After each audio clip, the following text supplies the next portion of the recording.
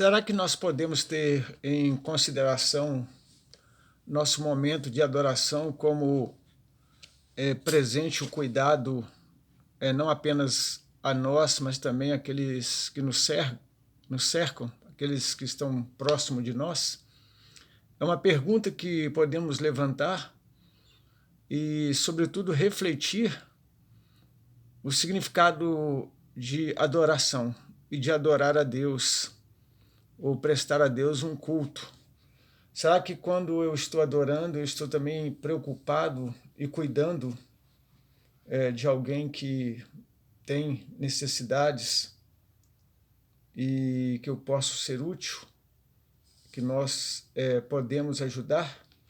Então fica uma pergunta para traduzir para nós realmente aquilo que comporta, aquilo que faz parte, ou até mesmo que serve como acessório ou como instrumento fundamental no funcionamento de uma busca a Deus, tanto por meio da oração, como também da adoração, da conversa com Deus, no ouvir a palavra, no examinar as Escrituras, no alimentar a própria alma com as promessas de Deus.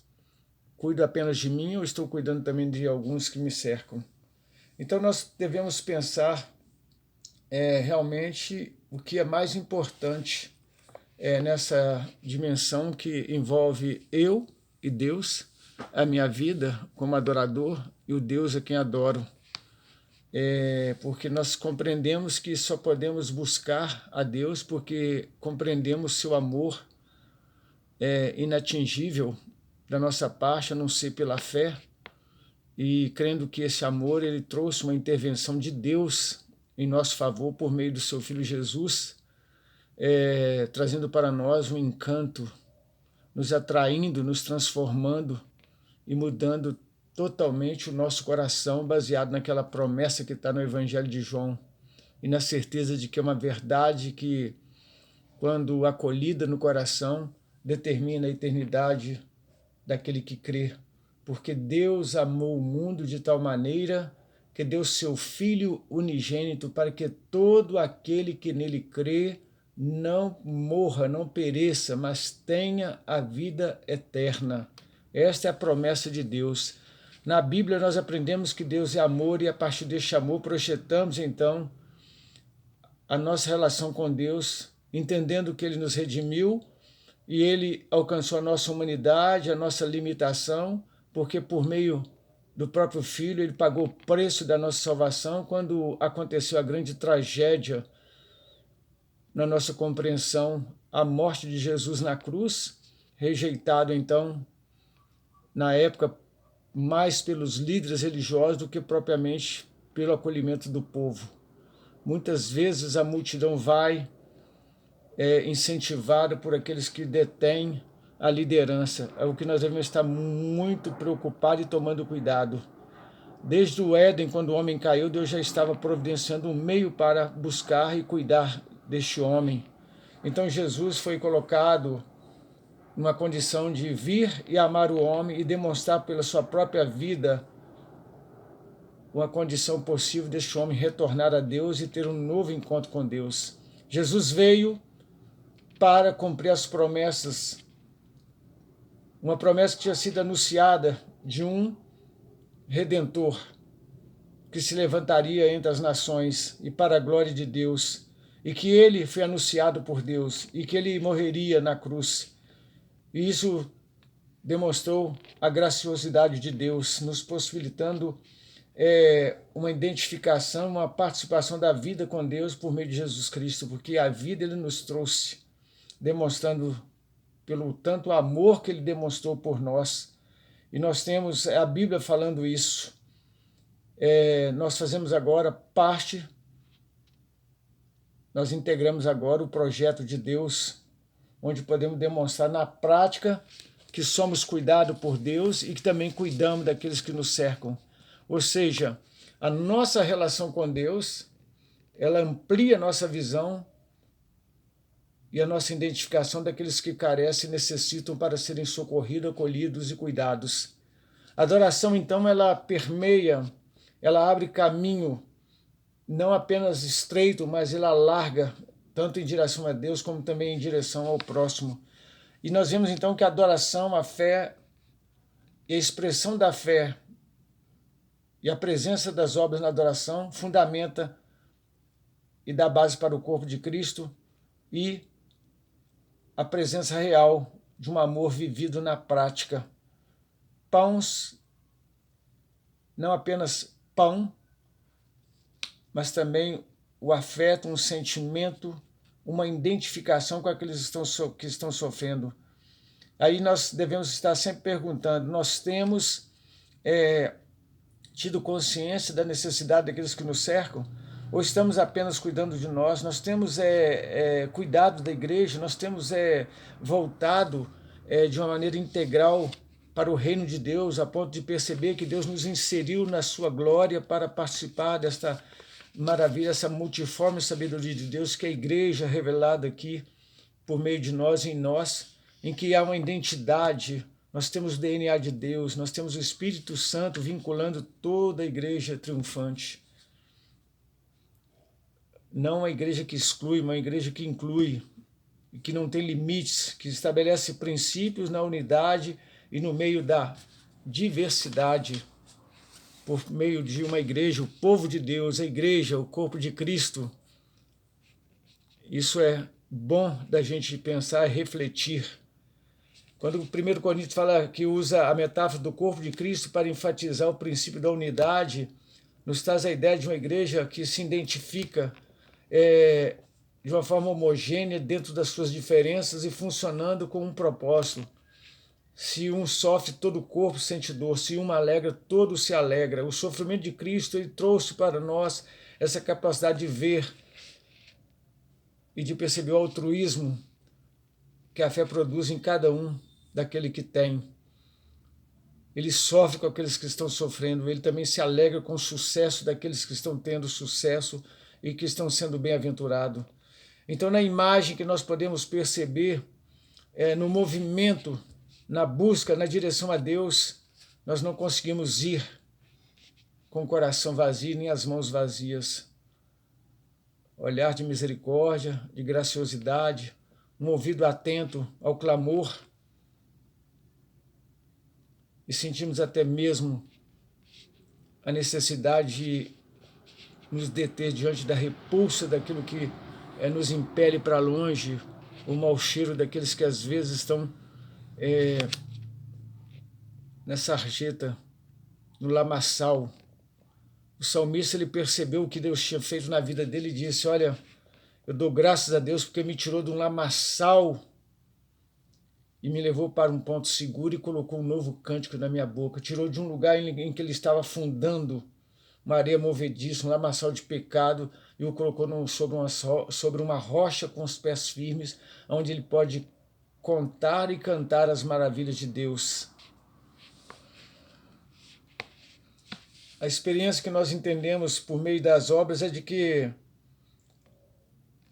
se alguém diz que ama e crê em Deus, ele expressa não apenas por palavras, conceitos, mas ele produz obras dignas de arrependimento. Porque nessa relação de adoração a Deus, tudo é possível pela fé, uma transformação, uma produção em amor. É produzido então frutos gerado pela própria presença de Deus, porque Deus é amor. Não conseguimos trazer um indicativo claro daquilo que é Deus, porque é impossível limitá-lo, mas na sua dimensão daquilo que ele sempre eu sou, ele gera em nós vivências, experiências, possibilidade de nós realizarmos e vincularmos pessoas à eternidade por meio da palavra, da mensagem salvadora que é Cristo. A adoração, então, ela marca pela prática, vivencia um amor que revela um novo estilo, uma nova possibilidade de vida. dentro de uma dimensão que o princípio ético estabelece uma relação nova da pessoa consigo mesmo, numa coerência ou na transparência consigo mesmo, em que ela já não consegue mais viver no engano e nem ser dissimuladora. Muito pelo contrário, o Espírito Santo ele revela o coração dessa pessoa realmente aquilo que ela é. Aí ela pode se curvar então de forma submissa e contrita e dizer: ai de mim, ai de mim. Adorar significa muito mais do que rendição, é uma atitude, uma postura de reverência, uma prática que se traduz em serviço, em se colocar à disposição. Adoração não é apenas um momento restrito, tanto coletivo como individual, mas ele conecta cada pessoa a uma necessidade ao seu redor. É impossível vivermos isolados de um mundo que sofre, de pessoas que gemem ao nosso redor. O cuidado é uma nova forma de amar e de nos apresentarmos diante de Deus, porque Jesus nos ensinou através disso. É interessante que cada dimensão que funciona é pautado por cuidado. Em tudo que Deus criou, nós temos a sua presença, tanto de governo, como preservação e como regeneração, que Ele tem poder para isso. E nós temos aqui, Deus acolhe e cuida, nos dando chuva e sol, sol e chuva, e com eles os alimentos. E assim também os animais, os pássaros se alimentam, se aninham nas árvores, se protegem. Cuida das pessoas nas suas necessidades e dificuldades, segundo a busca que essa pessoa faz em direção a Deus. E a própria palavra, Jesus incentiva dizendo: buscai, buscai e achareis, pedir, pedir e dar-se-vos-á, batei, batei e abrir-se-vos-á. Jesus acolhe aqueles que se achegam a Ele, que clamam a Ele, que estão dispostos a buscá-lo. Nós temos lá em Jeremias: buscar-me-eis, me achareis, quando me buscar de todo o vosso coração. Esse todo o coração é só vocês que sabem se está voltando esse coração para Deus. Com exemplo, Jesus nos faz e nos convida a uma adoração que não mais se restringe a um domingo, a um lugar secreto ou a um grupo, mas dentro de uma dimensão espiritual em que nós nos comunicamos por meio de uma profunda conexão, uma catarse, uma dimensão inexplicável que excede a liturgias, ao cerimonialismo, a toda as amarras eclesiásticas. Jesus revela de uma maneira que ele nos leva ao conhecido momento em que nós percebemos a vivência e a prática do Evangelho pela manifestação do amor de Deus em nós, quando em Cristo Jesus nos reunimos, em nome dele manifestamos a nossa gratidão a Deus. Resumindo, Jesus deixou um novo mandamento para que a gente possa então estabelecer uma nova compreensão nessa relação nossa com Deus. Nisto conhecerão que sois meus discípulos, se vos amardes uns aos outros. O Evangelho se concretiza numa relação de amor, vivenciado no relacionamento homem com Deus, homem com homem, e Deus no meio, mediando sempre uma possibilidade de entrega, de consagração, num relacionamento em que se percebe uma humanidade amada, aqueles que estão ao redor sendo alcançados. Nessa relação de cuidado, percebemos então a manifestação do próprio amor de Deus pela presença do seu Espírito Santo e percebemos então, pela sua própria criação, uma potencialidade de se vivenciar um amor que Deus demonstrou, revelado de uma maneira tão cruel na cruz, por meio do seu Filho Jesus. E agora então nós temos consciência, feitos à imagem e semelhança do Criador, nós somos convidados a cuidar não apenas de nós, mas também do próximo e do mundo, Isso traz para nós momento em que somos colocados dentro de uma dimensão transcendente e gloriosa, em que percebemos profundamente o quanto somos amados por Deus, e nós vamos então às lágrimas às vezes, e a profundos risos, é a catarse, é o momento em que nossas emoções, tudo aquilo que